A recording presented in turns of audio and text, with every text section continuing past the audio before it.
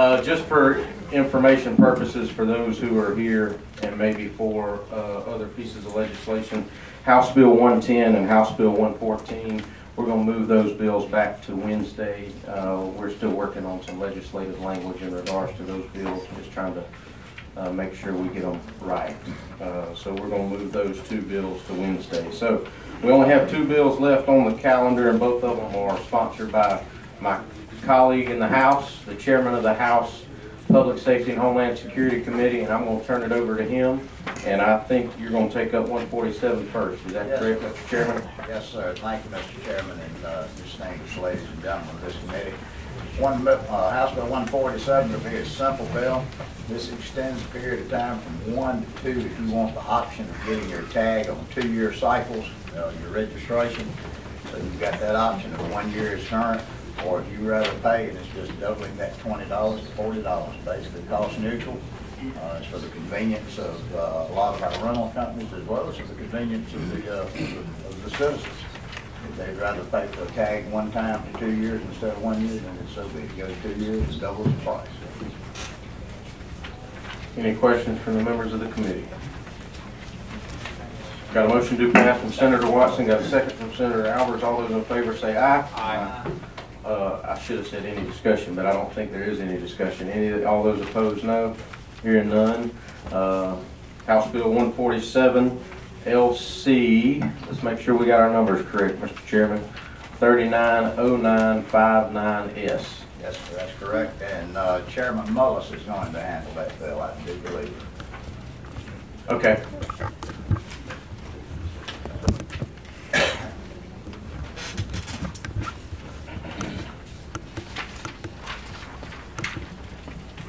So, Mr. Chairman Mullis is handling that bill. Yes, okay. Sir. Yes, sir, Mr. Chairman. All right, Mr. Chairman, we'll move on to your next bill. Thank you, Mr. Chairman. Ladies and gentlemen, I bring to you House Bill 310.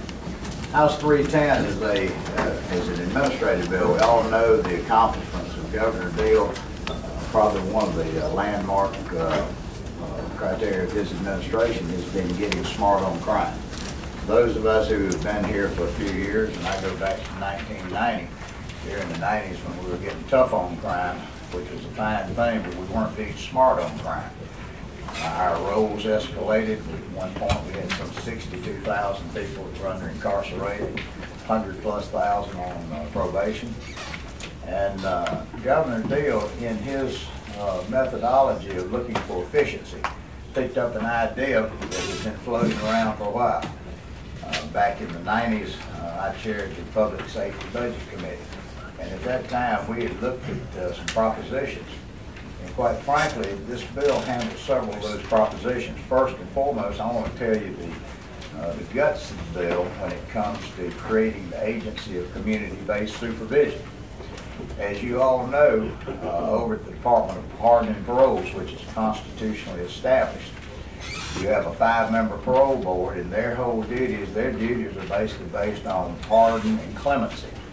The rest of the bureaucracy of pardon and paroles is their division that deals with adult supervision of those inmates who have already been in prison.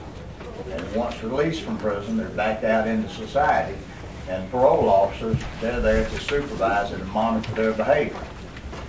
Then you have over at the Department of Corrections, you have probation services or probation supervision. Basically the same type of supervision of adult offenders, except they haven't been to prison yet. They were sentenced under a different sentencing structure not to go to prison, but hopefully to get their behavior in order, and they are under supervision of the probation officers of the Division of Probation. Then over in the Department of Juvenile Justice, you have juvenile probation.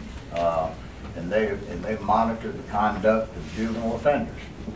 Well, there's a lot of us for years have talked about the wisdom of combining these three agencies, because adult supervision and juvenile supervision of those juveniles has created have created an A or a B felony class.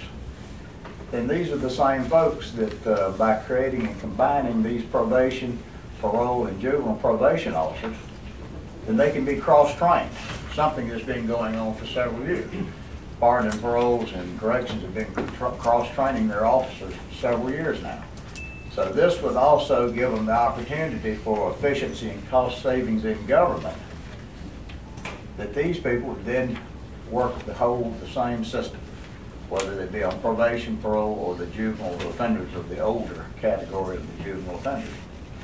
Now that's what that does as far as the creation of the Department of Community-Based Services. There's no way, and I want to address not only this committee, but it appears that there has been a lot of misunderstanding that has been put forth by a lot of our citizens. They're saying that this creates a police state or a large police force. Well, ladies and gentlemen of the committee, I will tell you this 118 pages or whatever, the vast majority of this bill was only unplugging and replugging into the code section. It unplugged out of certain code sections the language that dealt in established parole. It unplugged and replugged those code sections that dealt with probation. And the same with the juvenile justice, the Department of Juvenile Justice. Now, a lot of those will say that we're giving these people an exorbitant amount of police powers. Ladies and gentlemen of the committee, there was nothing in this bill that expanded any powers. Any officer, parole, probation, or juvenile probation, that is post-certified, if they monitor or they have supervision duties over adult offenders, then they're post-certified, as this state wisely did some 30, 40 years ago, as determining that if you're going to carry a gun, if you're going to have arrest powers, then you have to be post-certified. You have to be a professional. There's nothing new in this bill that creates any special powers or a police state, ladies and gentlemen of the committee. And further, that these powers that these officers have, they're in the code right now. They can't go out there and start running traffic setups and investigating certain crimes. The only thing in their criteria that these men and women do is they have supervision and law enforcement supervision rights over convicted felons, whether they be on probation, parole, or the juveniles. That's generally what happens in this department. The department is a framework based on the board, is based on folks who are already working for government. They already are department heads. It's the chairman of the parole board, the vice chairman, the commissioner of corrections, the commissioner of juvenile justice, and it goes on and on. All of those criteria that would have something to do with dealing with the problems of these inmates, trying to make a success out of their lives so that that swinging door of recidivism doesn't continue to swing and they're thrown back into the system. Also, back a few years ago under Governor Deal, by executive order, they created GOSTAR, or the Governor's Office of Reentry. This solidifies and it codifies the Governor's Office of Reentry. That department, that division will be administratively attached to the Department of Community-Based Services for admin purposes only. They run their own show, but they'll be there for admin purposes only. Then last but not least, ladies and gentlemen, you may remember a little issue that we've dealt with for the last year or two, and that was private probation. Out of a case that arose in Augusta, Georgia, I'll give you a brief history. Back probably 14 or 15 years ago, the state of Georgia realized that private probation, that we could not afford to keep hiring probation officers to administer private probation. And then we gave the local courts of jurisdiction on misdemeanor cases, we gave them the authority by either allowing them to operate their own private probation services or private companies that could do it and combine and do it more efficiently at a less cost. Well, what had happened over the years, because of various reasons, is a little stuff got skewed, and there was a lawsuit down in Augusta because you had some of the private probation companies that basically were stepping over the rights of offenders. The rights of offenders were some of these private companies were saying, well, you're not doing right, so you're going to have to wear an ankle monitoring brace, so you're going to have to take a urinalysis on a regular basis, all of which the offenders were having to pay. Well, that wasn't according to the court decisions, and I think it was accurate. That's not the right of a private company to tell anyone you have a right to due process and to appear in front of a judge. Last year, if y'all may remember, we passed this General Assembly passed a bill, and it went to the governor for his signature. And the governor promptly vetoed the legislation because some parts of that was not correct. So also the other part of this bill that we have brought up is to deal with those issues. Now, in the interim, excuse me, the Council on Criminal Justice Reform, thanks to Judge Boggs, my friend Mr. Worthy, and other folks, they worked on this to come up with proper legal answers of how to deal with that. And what we've incorporated in this bill is all of those criteria that cleans up the private probation system or misdemeanor probation system.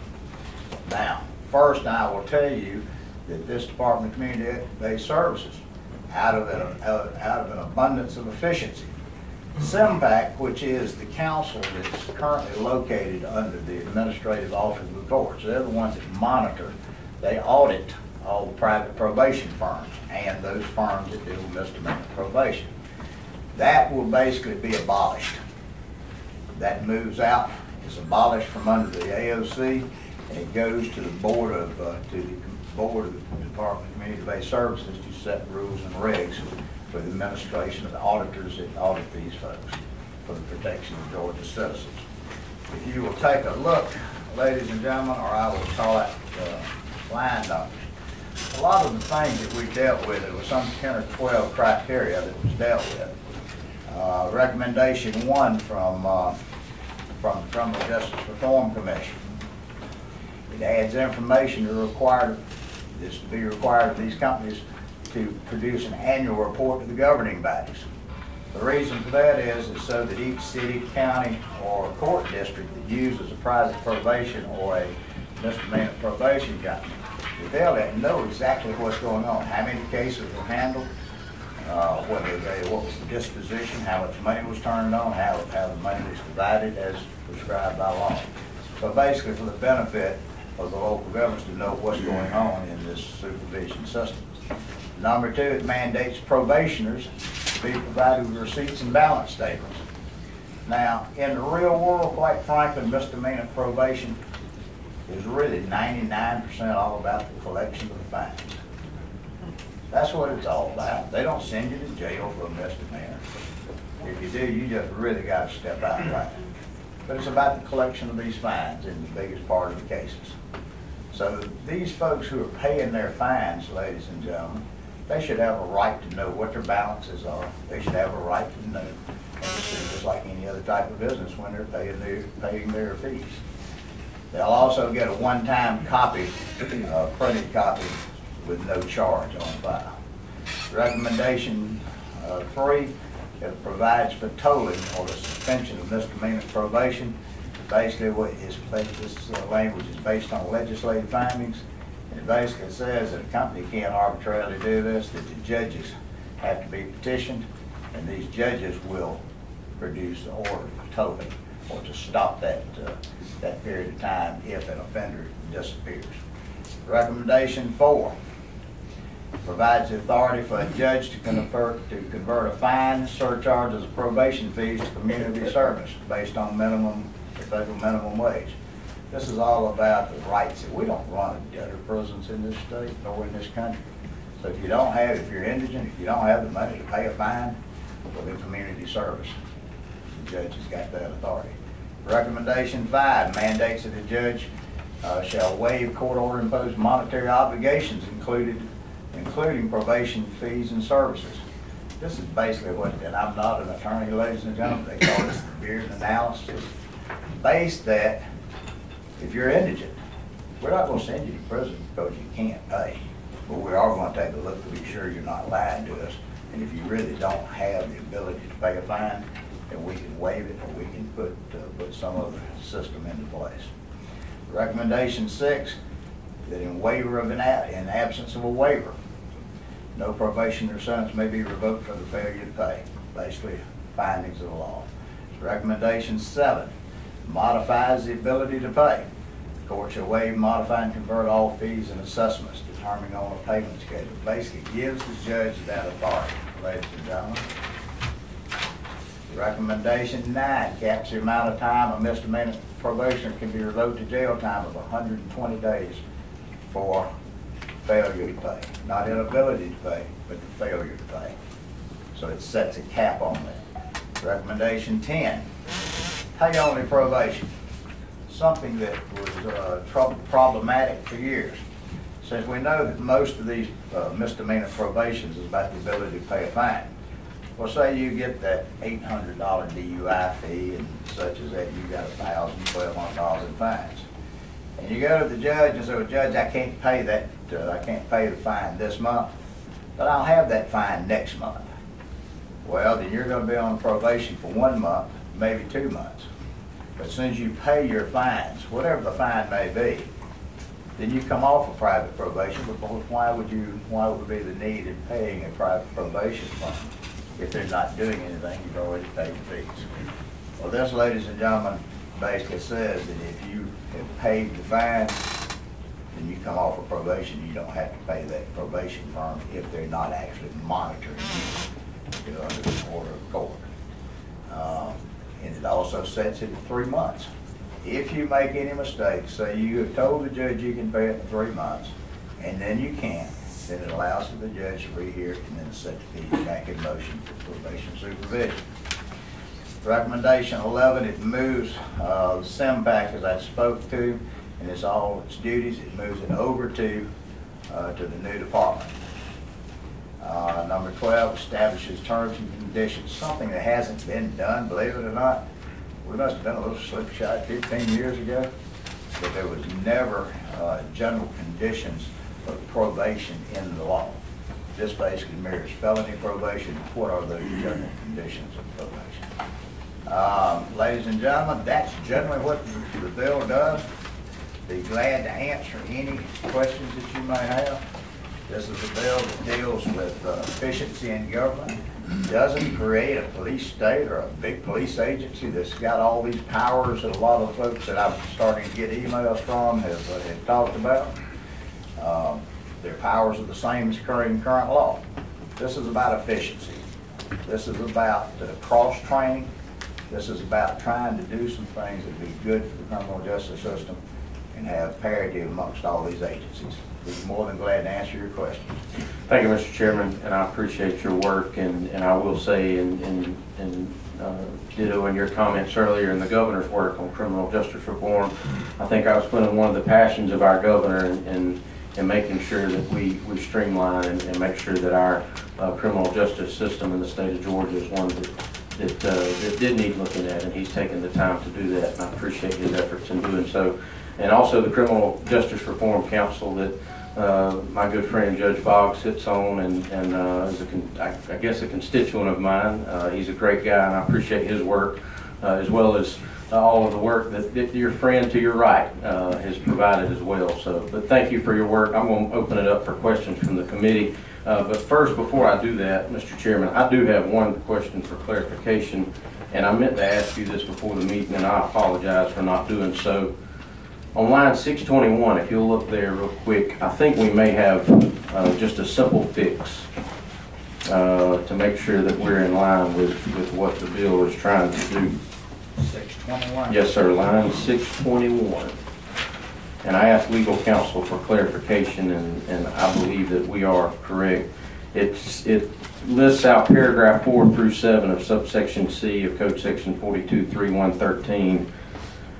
Unfortunately, we got 1, 2, 3, 4, and 5, and 6. Did that mean 4 through 6? You're saying it's a technical change? It's a technical error, yes, sir. It's a technical error that we caught. Certainly need to be repaired. We can. I just want to make sure that would be the technical fix, and if we need for clarification on that, we can work on that. But it's just a technical error that we want to make sure that we fix, and I wanted to bring it to your attention. So we'll make that note, and we'll make that fix in the language to make sure we're there. So moving on to questions. Senator Albers. Thank you, Mr. Chairman. Chairman Powell. Thank you for all your work on this. I know this has been an extensive process. A couple of questions, and you started to hit on these. As far as the total amount of employees the state will have, how will this bill change that? Will it be more or less or the same? It won't be any more. Eventually, it may be even less. Because what we're doing is we're unplugging the probation services, adult supervision, that'll be unplugged from the Department of Parole and Parole. Probation services over DOC, they'll be unplugged. And over juvenile justice same, they'll be moved into combined. The money that will go for the suspension that sustains this new division, that money will also be unplugged. As you know, we do line item budgets. So when you look at the Department of Parole and Paroles, that money that goes to their uniform or their parole supervision, that'll be unplugged, put into the new budget.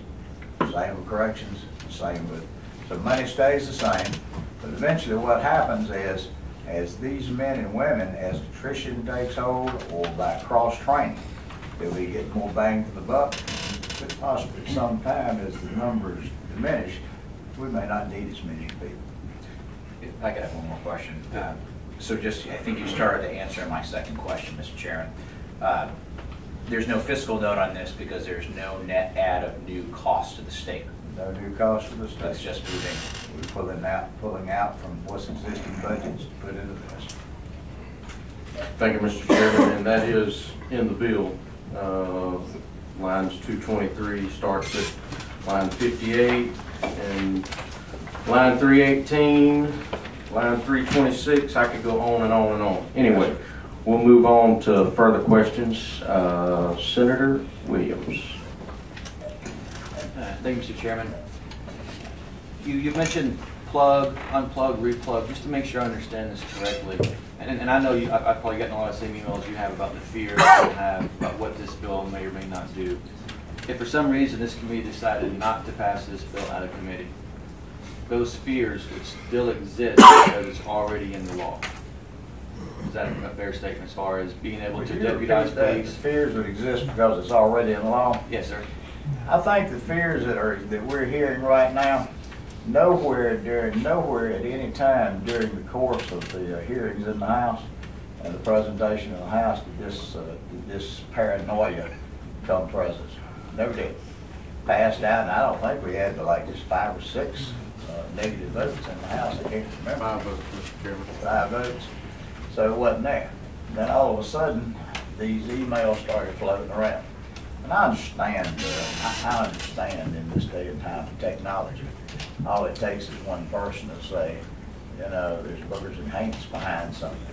They're creating something that's going to be dangerous. It's going to be, I believe, the emails that I've gotten, it's basically creating a mega armed forces type law enforcement, and we're giving them all this exorbitant amount of power.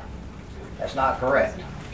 What's in the law now, when I say unplug and replug, depends on what code section parole was in, depends on what separate code section probation was in, and another code section for juvenile justice. They had to unplug those by the written word and replug them into a new code section. I think it's code section maybe 3. And I mean, it's basically unplugged. No so then those powers exist today? They existed before. Okay. They existed before, they exist today, and they exist in the future. Not because a probation or a parole or a juvenile probation officer is going to go out and run radar, or they're going to start knocking on the doors unless the doors they knock on are convicted offenders that are under probation or parole supervision. And when they enforce those laws, because they're post-certified, the only laws that they enforce are the ones that's in that criteria of dealing with the offenders that they monitor and supervise.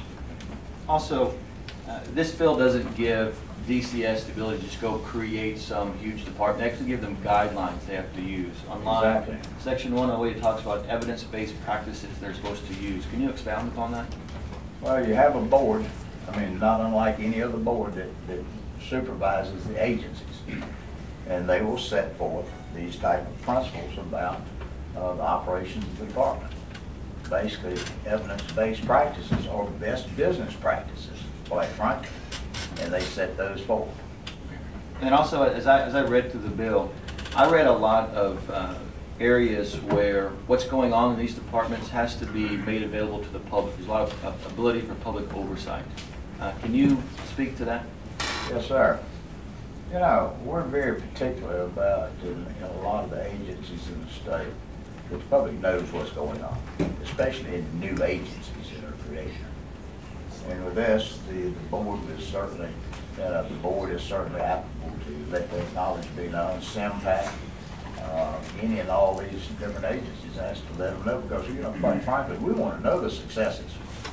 We want to know if the recidivism rate that we've seen plummet in the last 4 years because of drug courts, because of specialty courts, because of a new way of doing business. We want to see these offenders be a success. We don't want to see the swinging door recidivism. We want to see the reentry program be a resounding success. Because every time there's an offender who comes out of prison or who's on probation and goes to prison, when they go, that's a drain on our wallets. So we're looking for efficiency, and we're looking for these people, and we're looking for the citizens to know that this is being smart on crime, not just tough on crime. Thank you, Senator. Any other questions from any of the committee members? Senator C. Thank you, Mr. Chairman. Do you have a list? I mean, I see the room is full. Are we going to be listening to folks? I do have a list, yes, ma'am. All right, thank you. I just wanted to kind of hold. I want to hear from some other folks Okay. as well, so thank you. Thank you. Well, for now, thank you, Mr. Chairman. We'll move on to hear from a few folks. We are limited on time. Thank you, Mr. Chairman, and ladies and gentlemen, and I'll stay up to the side and finish up. I would appreciate it, Mr. Chairman.